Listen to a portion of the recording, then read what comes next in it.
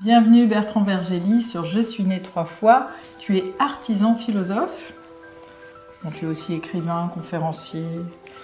Alors, je trouve dans un de tes livres, Notre vie a un sens, car oui, elle a un sens. C'est écrit bien clairement sur la couverture. Tu nous dis, l'aventure spirituelle consiste à se relier à la vie infinie en prenant conscience que cette vie est très réelle. Est-ce que tu peux nous parler de la réalité de l'aventure spirituelle? J'allais dire ce passage aussi entre ce qui est visible et invisible. Oui, alors je pense que c'est très important de comprendre que tout ce que l'on dit à propos de Dieu, du ciel, de la transcendance, tout cela est vivant, peut être expérimenté. Si je prends par exemple Dieu, on peut avoir l'expérience de Dieu. Et l'expérience de Dieu, on l'a avec une rencontre qui se trouve à l'intérieur de nous-mêmes, avec un autre qui n'est pas visible et pourtant qui est terriblement présent sous la forme d'une présence intérieure, à la fois très ferme et très douce, et avec laquelle on va avancer. Et donc, si on me demande de parler de Dieu, je ne vais pas faire comme on a l'habitude de faire, c'est de l'astrophysique, c'est-à-dire réfléchir sur la création de l'univers en se demandant s'il y a un créateur ou pas, mais en vivant à l'intérieur de nous-mêmes la création de notre univers intérieur à travers cette présence qui va faire grandir et croître à l'intérieur de nous, finalement, tout ce qui est décrit dans la Genèse. C'est-à-dire la Genèse, il faut la réinventer et la repenser de l'intérieur. Ce n'est pas un reportage sur la création du monde. C'est un récit spirituel sur la propre venue dans la réalité de ce que nous pouvons être. Donc je crois que c'est important comme l'expérience de la transcendance. La transcendance consiste à aller au-delà, à dépasser les contingences pour se libérer, prendre de la hauteur, aller plus loin, aller plus profond. Et donc quand je parle de la vie, même chose. Qu'est-ce que c'est que la vie? La vie, c'est le souffle créateur. Et un souffle créateur qui n'en finit pas d'être créateur. Et donc c'est toujours l'expérience de la nouveauté. Et quand je dis que l'expérience de la vie est liée au sens et le sens est lié à la vie, qu'est-ce qui se passe? Il y a en nous quelque chose d'extraordinairement créateur avec lequel nous pouvons rentrer en contact. Donc ça veut dire quoi? Ça veut dire que nous allons rentrer dans la dimension spirituelle, et cette dimension spirituelle qui renvoie au souffle génial, à l'intelligence géniale de l'existence, est de plus en plus créateur. Et donc, je vais faire l'expérience de quelque chose qui est de plus en plus nouveau, qui donne du sens à ce que disait Grégoire de Nice quand il dit que dans la vie divine, nous allons de commencement en commencement par des commencements qui n'ont pas de fin. Je crois que c'est ça qui est important, c'est-à-dire quand est-ce que je découvre le caractère totalement spirituel de ma vie. À l'intérieur de ce que je vis quelque chose de totalement nouveau qui enrichit extraordinairement mon existence en me faisant apercevoir des horizons toujours nouveaux, d'une part à l'intérieur de la matérialité, à l'intérieur de notre humanité, et ensuite dans l'expérience ontologique où j'ai un approfondissement simplement de ce que être veut dire, de ce que exister veut dire. Et je crois que c'est ça qui est important. C'est que tout d'un coup... Il n'y a plus aucune banalité. Il y a une extraordinaire nouveauté qui est visible dans les grandes exégèses, c'est-à-dire quand on a affaire à des interprètes inspirés de la tradition, ils commencent à prendre les paroles du Christ, les paroles des saints, les paroles de la vie spirituelle, et tout d'un coup on est renversé. On dit mais je n'avais jamais vu ça, pourquoi est-ce qu'on ne m'a pas expliqué les choses comme ça? Voilà, c'est ça qui me paraît important.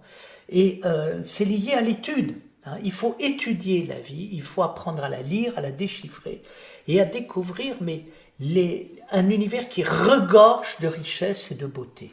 Et à tous les niveaux. Alors ça vaut également pour une expérience humaine personnelle, c'est-à-dire quand on rentre dans l'humanité et dans ce qu'elle est capable de vivre, mais c'est absolument prodigieux. Donc je crois que c'est ça qui me paraît... et du coup, c'est pas que la vie a du sens, elle a plus que du sens. Hein. C'est-à-dire que là, on a l'impression de commencer à aller quelque part, de commencer à entendre quelque chose, de commencer à sentir quelque chose, de commencer à découvrir la valeur de quelque chose. Donc c'est là que se situe cette aventure. Hein. Et cette aventure fait que, qu'est-ce que c'est que l'aventure? C'est quelqu'un qui quitte la vie avec ses habitudes pour découvrir des événements nouveaux et qui ne va pas avoir peur de quitter des événements nouveaux. C'était la caractéristique du pèlerinage. Je partais en pèlerinage. Pourquoi? Pour quitter finalement le monde connu à travers le monde inconnu, le monde céleste qui se présente à moi à travers toutes sortes d'événements. L'expérience de la vie divine nous informe de l'intérieur et entraîne, je dirais, une découverte incessante et quotidienne. Je crois que...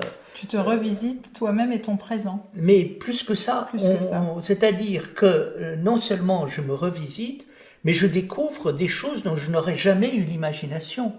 Et n'oublions pas, c'est ça qui est frappant. Quand le Christ enseigne, quand il commence à montrer ce qu'il y a dans la vie divine, le monde autour de lui ne comprend rien.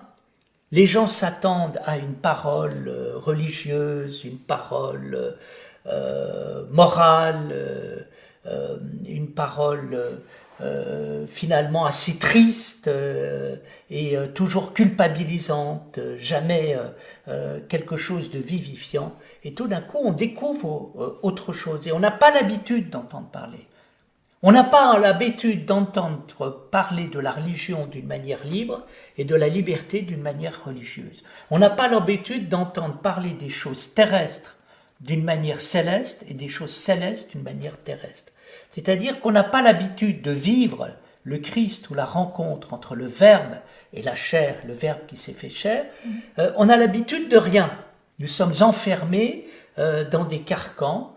Et tu m'as cité une rencontre malheureuse avec des chrétiens particulièrement crispés, dans lesquels on a l'impression que la première chose auquel ils pensent, c'est le mal, les ennemis, la lutte contre les ennemis.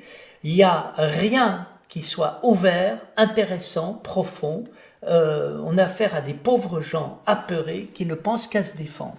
Et on le voit, il y a une partie, la tragédie du monde religieux, c'est quand le monde religieux n'est pas inspiré, il est détourné par les milieux les plus conservateurs et qui se servent du religieux de manière à terroriser le monde et ainsi à prendre le pouvoir.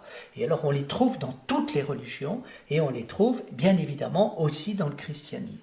Et donc c'est une véritable tragédie, c'est-à-dire que le Christ est crucifié par cela et ce qu'il faut c'est retrouver la parole et retrouver l'étonnement devant la profondeur, la lumière, mais le côté génial de l'existence. J'aime bien cette parole de Berdyaev qui dit Dieu est génial. Et qui dit le religieux vraiment vécu est génial. Et tout doit être vécu d'une manière géniale. Et donc inouïe. Et donc de dire mais ce sont des choses qu'on n'a jamais dites, jamais entendues, jamais vues. Là, on touche à quelque chose. Et alors là, j'ai vraiment l'impression que la vie a du sens, que la vie m'emmène quelque part. C'est-à-dire si je prends les caractéristiques du sens, à savoir la direction, la signification, l'intuition et la valeur, eh bien, j'ai plus qu'une direction, plus qu'une intuition, plus qu'une signification, plus que de la valeur. Hein. En fait, là, à ce moment-là, je ne peux plus parler, je ne peux que chanter, je ne peux plus marcher, je ne peux que danser. Voilà. Et donc, on est devant une mise en mouvement totalement prodigieuse. Moi, c'est ainsi que je vis l'expérience de la vie divine et l'expérience de la vie tout court. Et je crois que toi et moi, nous avons le même souci, c'est-à-dire que je vois un monde désolé, je vois un monde triste, je vois un monde en révolte, je vois un monde où tout le monde se bat, tout le monde se chicane, avec l'impression d'avoir des ennemis partout, avec l'impression qu'il va se faire arnaquer, d'autres préparent des coups pour arnaquer tout le monde, et tout d'un coup, on passe complètement à côté du fait inouï. On devrait quand même s'émerveiller de vivre et s'émerveiller de ce qui existe à l'intérieur de l'existence. Et ce que je trouve merveilleux, c'est bien évidemment ce que tu essayes de faire, ce qu'on peut appeler réenchanter le monde. Mais réenchanter le monde, ça veut dire tout simplement retrouver une vraie parole à l'égard de l'existence, à l'égard du monde, et une vraie parole étant cette parole nourrissante dont nous avons parlé. Merci, merci Bertrand, et à bientôt sur Je suis né 3 fois.